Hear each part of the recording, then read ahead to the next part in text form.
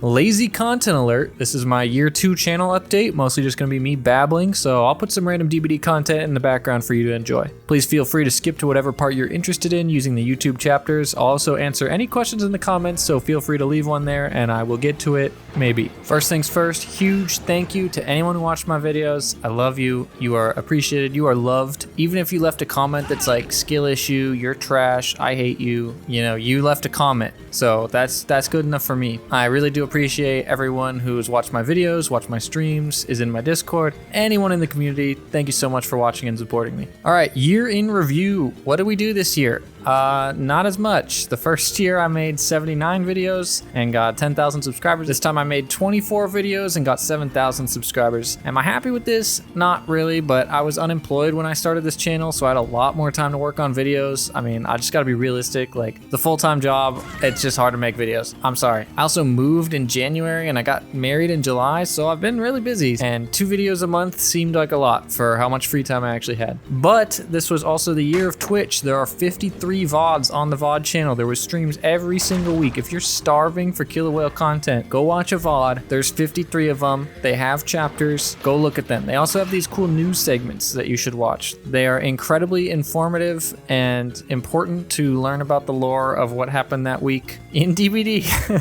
We also made a Discord as well, so there was a lot of community stuff with that. Just building that out, some community events, moderating a bit, just took up some of my time as well. So with streams and Discord, it was a lot more community focused than last year. I'm sorry, YouTube watchers. The people who just want videos, which is me, that's how I watch YouTube. I'm not joining some YouTuber's Discord. I'm sorry. I can get you more videos next year. Maybe. We'll see.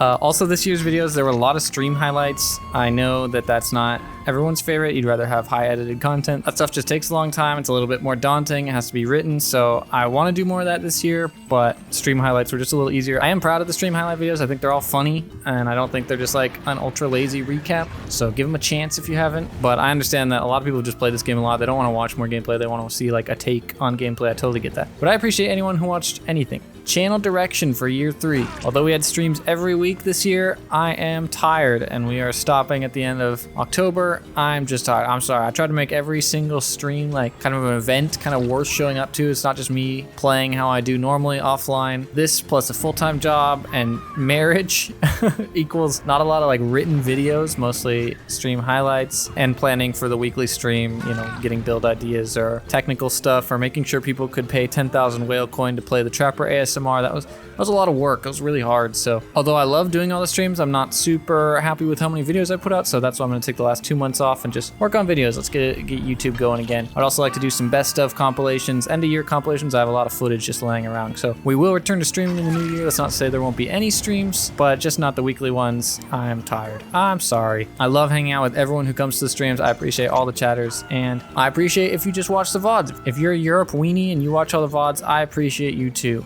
Even though I never do Europe streams, I still appreciate you. Channel values. We have values here. This is a family channel. No, I covered this pretty much last year. It's pretty much all the same. Not having this be my full-time job makes it easy to not be sponsored by like shitty mobile games or VPN, whatever. I don't know. Whatever people are sponsored by, that sucks. But I did say I don't want to take your money for nothing. We did get into the affiliate program on Twitch, which enables subscriptions by default. So I really tried to make that worth subscribing. Obviously, get the normal Twitch emote stuff, whatever channel points. Stuff doesn't matter, but every single cent I made on Twitch went right back into content, either through chapter giveaways, which I'll count them up here, I guess, and editor pay, which I'll also count up here. And I'm not trying to flex. I'm just trying to honor what I said. I'd want all the Twitch money that comes in to go right back into the channel. I want you guys to feel like you got your money's worth from subscriptions. So hopefully you do feel like that. It's the same reason I don't do bits. I don't want to just like take your money for nothing. I want you to feel rewarded because I have a full-time job. I really don't need extra money. Honestly, I joined the affiliate program just so people could gamble whale coin on my streams and save up enough to play another Trapper ASMR. The only thing I think I might have broke from last year is being a little toxic for content. I apologize to those survivors I played. I think we had a TTS stream where I'm sure people weren't that happy. I was just listening to the chat.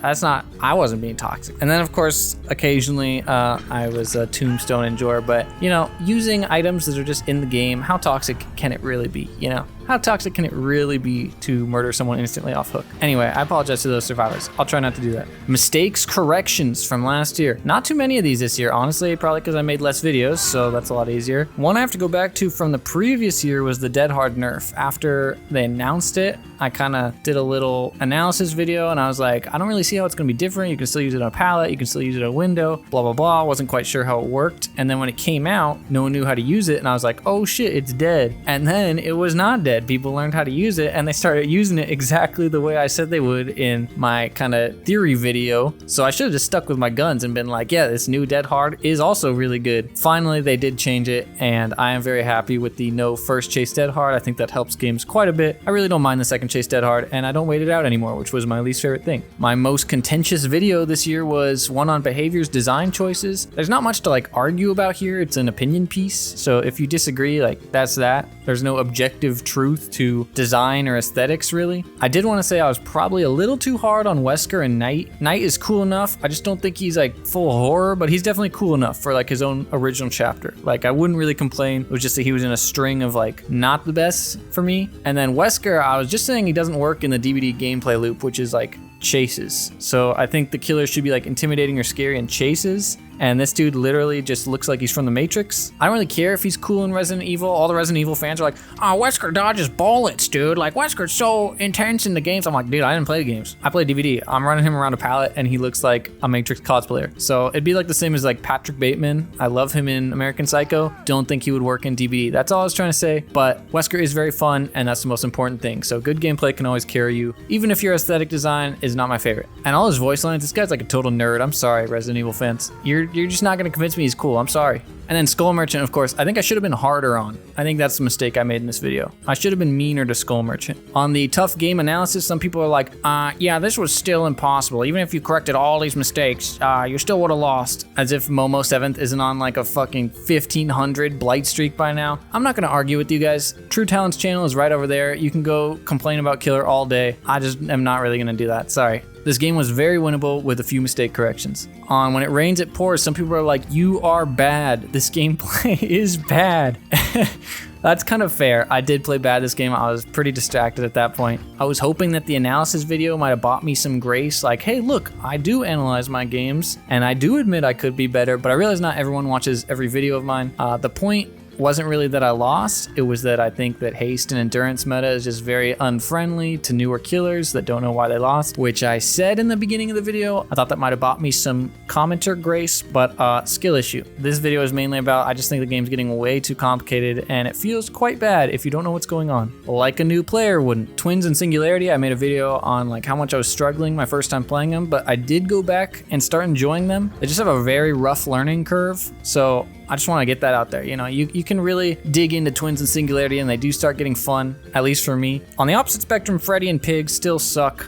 I think I've played 3 games total with both, and they are terrible killers. They suck. All Freddy and Pig mains should be killed. That's it. So I didn't really make any mistakes this year. It's actually the children who are wrong. DBD Meta Discussion. Let's just talk a little bit about how DBD's going. They had the camping changes recently. I see some killer players are quite upset about this, and even some survivors are like, my skill expression is being taken away. I think those are secretly killer players saying that. I like the camping changes because they remove a boring playstyle. Face camping was strong against like 80% of the player base, and if you say otherwise, then I think you have never tried actually face camping because it is really strong. So I am happy that they took away the ability for a killer to stand there for free pressure and force multiple survivors to come in. Same with hook grabs. I would love to see them remove more boring playstyles, and I hope they do. The haste meta, which is kind of made for this, hope, resilience, windows, it's like a standard build, and of course Boon Dark Theory. Let's not forget about Boon Dark Theory. For me, it's not really that fun, but it's still not as bad as the old second chance meta. I'm talking like Dead Hard, DS, Unbreakable, when that was just the most common build. I thought that was a lot harder. This one just feels a little more boring because like you see a survivor like 30 yards away and you just know it's going to take forever to catch them, which usually means that just tunneling is the next best option. Probably closer to the hook anyway, so might as well proxy camp and tunnel. So my main thought is that chases need to feel like a little bit winnable when you start them, and a lot of times with these perks they just don't. So you just default to reliable tunneling, camping, gen regression, version, not really the most exciting gameplay. I really liked the period before Singularity's chapter, not including Skull Merchant, obviously, but I felt like the game was pretty well balanced. I kind of wish they didn't just immediately put a perk in that just like completely broke the meta, but what are you gonna do? As far as buckle up for the people, I don't really get it that often. It's unfun when you do, but I don't know. Behavior kind of has a design principle of like rare equals fair, and I'm sure their stats show pretty low usage for this. So the other endurance states, they're kind of unfun when you're not sure what caused it, but you know, you can just tunnel through it for the most part. It's not as bad, I don't think. It's not as bad as like it should be, it feels like. MMR, I don't think it's too effective. Hens has a lot of discussion videos on this. His main theory is that just too many people have reached a soft cap, and I kind of agree. Even my Survivor MMR, I've gone against like a really strong Pyramid Head, like a 6,000 hour Blight, or I'll go against like Trapper, who started the game. As Killer, obviously it's like solo queue versus Swift versus like actually good Swift. You just get a variety of games. It kind of feels like before MMR is even implemented. So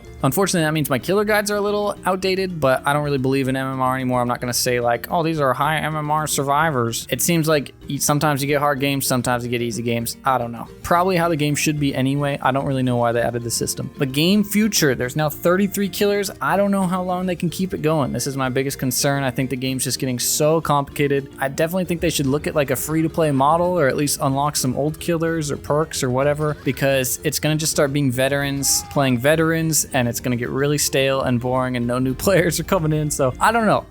I know that I've been teaching the game to my wife, and it's just crazy complicated, and most of the time I'd have to tell her just to not think about that, not worry about that, because like, how am I supposed to explain Skull Merchant's new power like to a beginner player? It's kind of ridiculous. So when there's 40 killers, when there's 50 killers, I don't know, they might just keep going until the game explodes. Who knows? And then finally there's some discussion around like brain off meta perks. There's windows of opportunity made for this, and I would even put like deadlock in there. The value you get from these is like pretty large compared to how much effort you're putting in. And I originally was like, I don't really care about these perks, and now I do feel like I noticed my gameplay getting a little stale. People just run for the nearest yellow thing and drop it very quickly, a lot more. On the Survivor side, killers seem to just be putting in as much gen regression for as little effort as possible. As Survivor, deadlock is like ultra common. It's usually just like a free 2.5 minutes. They don't have to do anything but lose for. I don't know, just a little boring to me. So my opinion's kind of changing. I don't really care that much, but I do feel my game's getting a little more stale, it seems like. And I would think that it's this common build I see that is making that happen, at least a little bit. Let's get to the frequently asked questions. First one is people ask personal info about myself, so I'll just go through it. I am 27. I work in marketing and like digital content creation for my full-time job. I'm married. I have a dog named Charlie. He's very good. And other hobbies of mine are cooking, watching movies and TV, skateboarding, working out, and occasionally guitar, but I am out of practice. I really should play more guitar. What editing software and equipment do you use? I use Adobe Premiere Pro, Adobe Photoshop, Adobe After Effects. That's all my video editing stuff. For streaming, I use OBS. It's totally free. Just have to set it up a bit. I use Streamlabs for alerts and their like little cloud bot that can do commands. And then I use the Isaiah Creati bot, which I will link in the description, for channel point TTS rewards and like one other thing. But I think that's all the things I use for content creation. In the first version of this video, I told you what I think you should do if you don't want to pay for Adobe. You should go check that if you want those programs. Who is your killer main? Last year it was kind of demo. I just kind of like how I did a little bit of everything, but I haven't really played him in a long time. Same with Billy. I'm kind of out of my skill on those. I think I lost it all. So now I kind of just have killers I'm like slightly better than average at. I would say Artist, Oni, Trapper, Nurse. And then I have killers I like: Dredge, Spirit, Clown, Singularity, Twins, but I wouldn't really say I'm that good at them. Honestly, I play a different killer like every time I log in, so I really don't have a main anymore. I like them all, except Freddy and Pig. What DBD creators do you like? My channel knows I like to make fun of other content creators or just lazy content in general, but I do still like a few. Obviously, Aughts, Hens, and DBD things. I think I said last year, I still think they make good content, maybe a little tailored to the algorithm, but I can't fault them for that. New creators are Mr. Taterhead, who I did a full video on. Coco Latte is a very good Singularity main. Gaming Athlete for Dredge main. Gray Letters as an artist main, although their takes are suspect. Umishu has some really interesting builds that are fun to try out. Spooky was a channel I liked, but it seems like they've stopped making things. For higher effort content, Lias DBD and Mint Skull have interesting videos. Arditha does as well. I'm gonna knock off a point for just putting gameplay over a voiceover, but you know, you can only do so much editing if you want to crank these videos out. They still tell interesting history and stories of the game, so I think that's good content. Finally, Aaronad, the clown main who wrote like a 150-page guide, is hilarious. I just like crack up every time I watch this dude. I don't know if it's intentional, but he's hilarious, so I'll give him points for that. Oh my fucking gosh, let's fucking... No!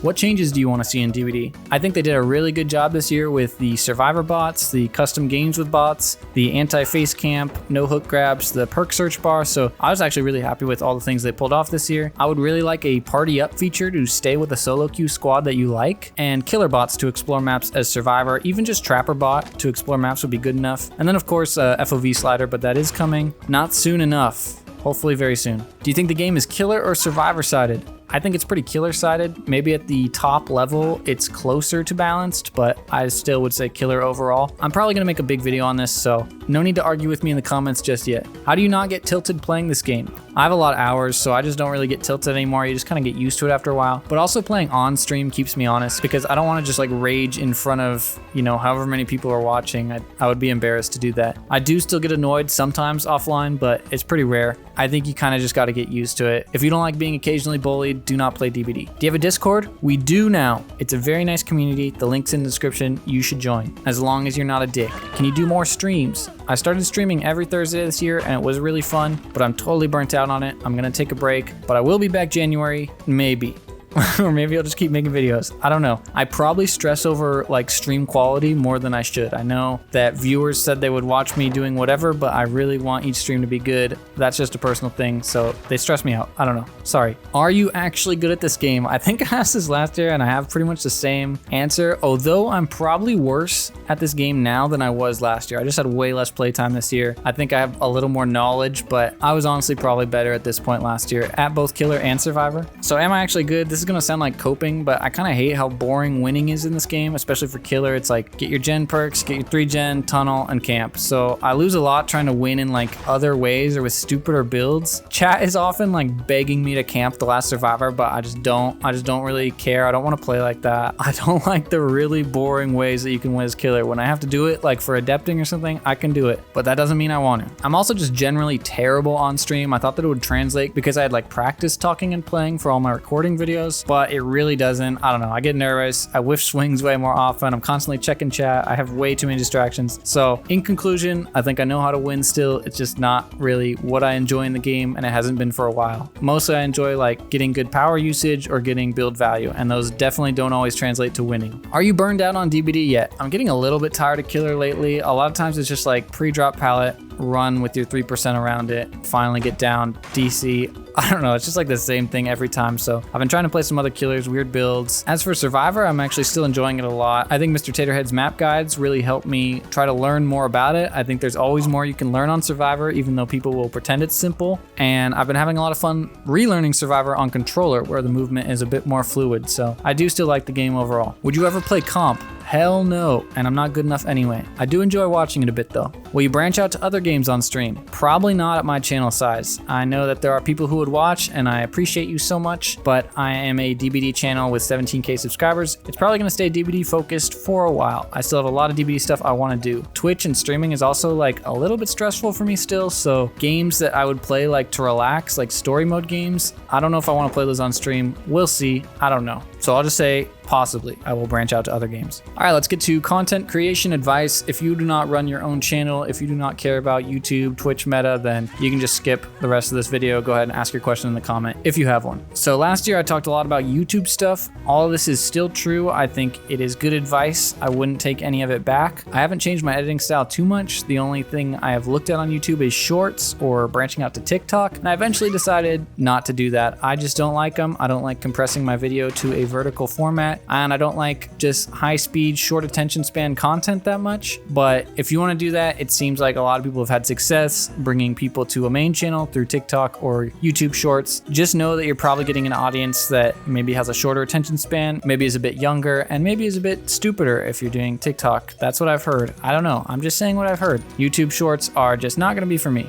For stream highlights, I went from like 20, 25 minute kind of stream summary cuts to like 8 to 10 minute short stream highlight cuts. And I do think that works a lot better. You don't need like an in-between stream summary. If they want a stream summary, they can go skip through the VOD. If you are doing stream highlights, I would recommend cutting it into a 10-minute digestible format. For individual gameplays, I really didn't do too many like gameplays this year, but when I did, I tried to do like half and half. So it was like a half high effort video, and then the second half was gameplay. Otz also does this. He like talks and introduces it and gives a build overview, and then he plays the game. So it's not like my idea, but I do think it works better to give a nice edited intro and reward the people who watch you for like pre-written high effort content. The last thing I'll repeat from last year is that your community is you. I think negativity works. Salty streamer or salty Swift destroyed does get views, but I think it has a ceiling, and it will build an audience of people who have like weird justice fetishes or something. I don't know. I would recommend you don't do salty Swift, salty streamer destroyed content. Be genuine, be yourself, and you won't have to be fake every time you go live. Now, I did start doing a lot more Twitch this year, and I have a few tips for that. Number one was having a consistent stream schedule that was like instant growth to my Twitch channel, way more average viewers, way more people discovering. Twitch really likes if you have like a schedule laid out and you stick to it, and people like that every Thursday they can come and watch my stream at night. It's like Thursday night football, you know, people look forward to it. I like the idea of having like a weekly TV show, which is basically what I did, but if you stream more often, I would just recommend you stick to a good schedule and don't just do random streams every time. It will help get your average viewer base up, or at least it did in my case. If you have like no viewers, a good piece of advice I got was to stream for the VOD. So keep talking, keep describing your gameplay, keep telling people what you're doing, tell funny stories. You never know who's gonna watch later and who's gonna follow later. Stream for the VOD, even if you have no chatters. For stream planning, I would recommend you try to have a general plan or theme of that stream. All of my favorite streams that I've done had a plan, but also don't be scared to improvise during. If you go off on a tangent or end up doing something, that's totally fine too.